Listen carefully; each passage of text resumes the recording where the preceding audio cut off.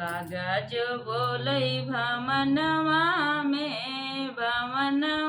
में औसान मैया आई अंगनवा में औसान मैया आई अंगनवा में।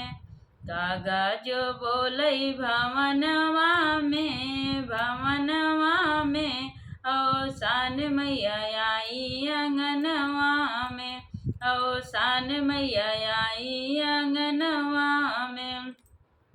सोने का लोटा गंगा जल पानी सोने का लोटा गंगा जल पानी चरण धोवै भवनवा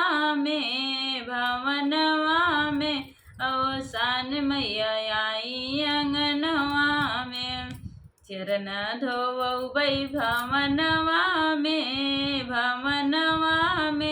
औसान मैया आई अंगनवा में औसान मैया आई अंगनवा में। कागज बोलै भमनवा में